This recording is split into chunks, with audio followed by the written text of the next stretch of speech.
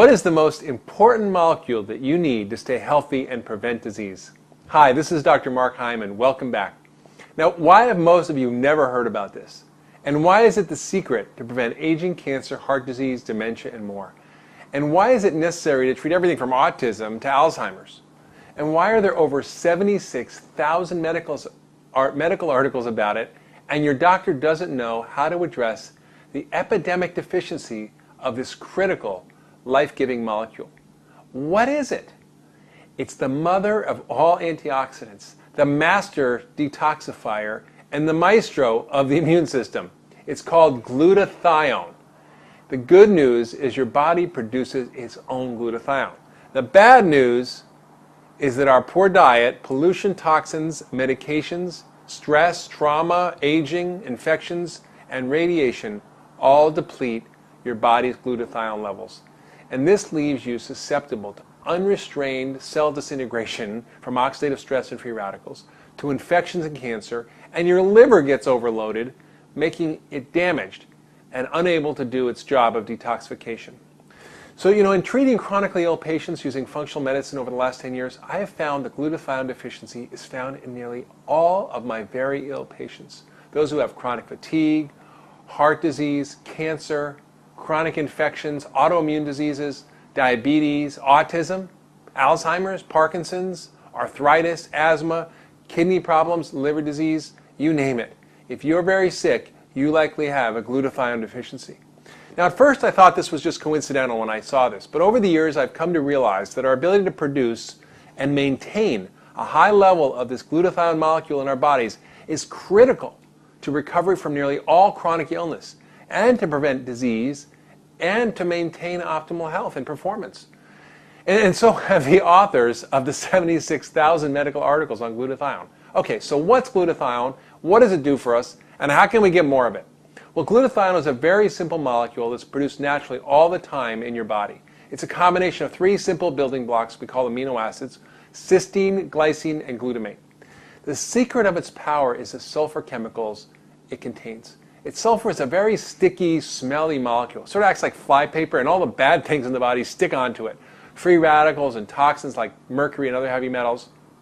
Normally it's recycled in the body, except when the toxic load becomes too high, and that explains why we're in such trouble. In my practice, I test for the genes involved in glutathione metabolism, genes involved in producing the enzymes that allow the body to produce and recycle the glutathione.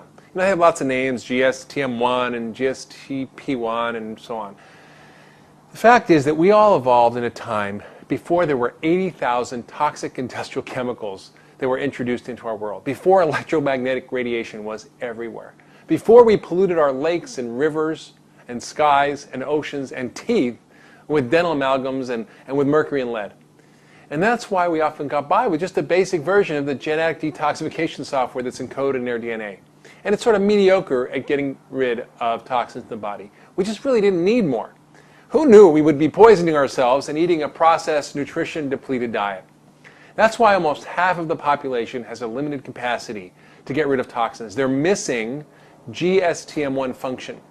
And nearly all my very sick patients, including me, which explains why I became mercury poisoned and why I suffer from chronic fatigue, are missing this particular gene. And that makes them the yellow canaries in the coal mine. And that may be up to 1/3 to 1/2 of our population who suffers from chronic disease. So why is glutathione so important? Well, it recycles all the antioxidants in the body. It helps us deal with free radicals. And dealing with free radicals is like handling a hot potato, right? The free radical gets passed around. It goes from vitamin C to vitamin E to lipoic acid, and then finally to glutathione, which cools it off and recycles the other antioxidants. And then the body can reduce or regenerate another protective glutathione molecule, and we're back in business. The problem occurs when we're overwhelmed with too much oxidative stress or too many toxins. Then glutathione becomes depleted, leading us towards some terrible illness.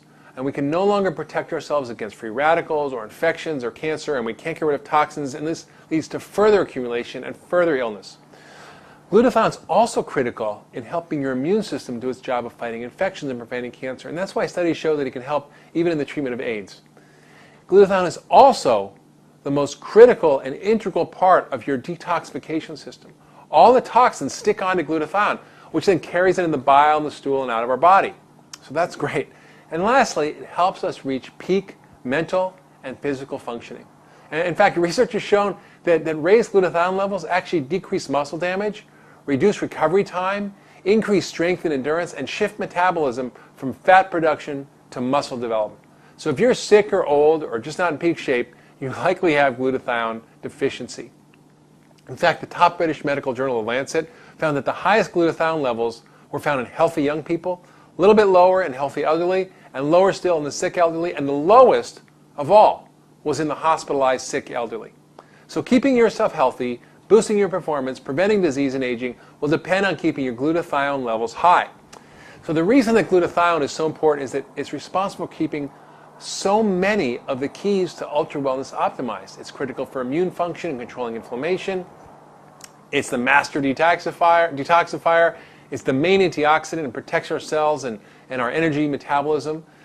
So what about the good news? Okay, I give you a lot of bad news. The good news is you can do a lot of things to increase this natural and critical molecule in your body.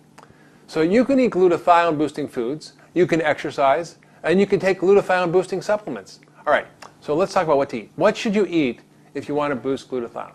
First, I want you to enjoy sulfur-containing foods. And the main ones are garlic and onions and the broccoli family, your cruciferous vegetables. Broccoli, kale, collards, cabbage, cauliflower, watercress, all these great foods that are full of powerful sulfur-containing molecules.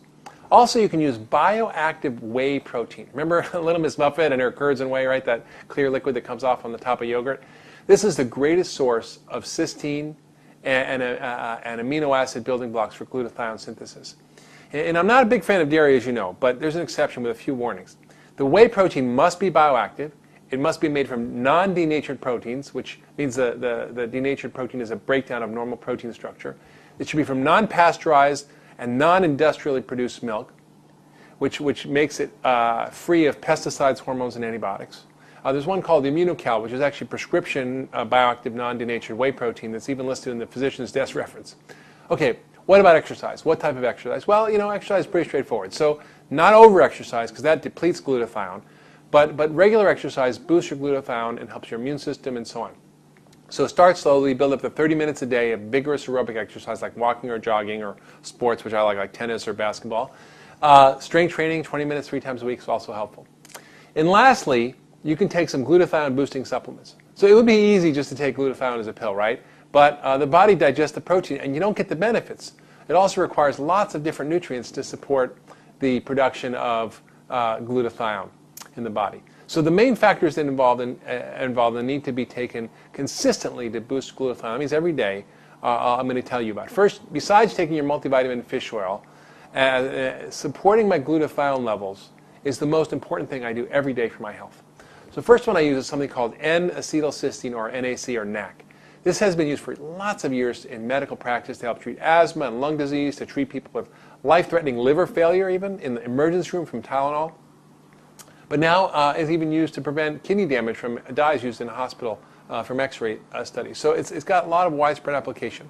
The next is alpha-lipoic acid, and this is a close second to glutathione in the importance in protecting our cells and energy production and blood sugar control and many things. We make in our bodies, but we often become depleted. Next, and this is critical because there's 2 cycles here. I've written about this methylation cycle before, but this cycle of B12, folate, and B6 is critical for helping the body continue to produce the glutathione. Very critical, folate, B6, and B12. And lastly, we need selenium and the family of antioxidants and milk thistle, which is an herb, all of which can help boost glutathione levels. So remember, if you want to stay healthy and be ultra well, make sure your glutathione levels are up and functioning well. So thanks for listening to me today. This has been Dr. Mark Hyman, and I'll see you next time.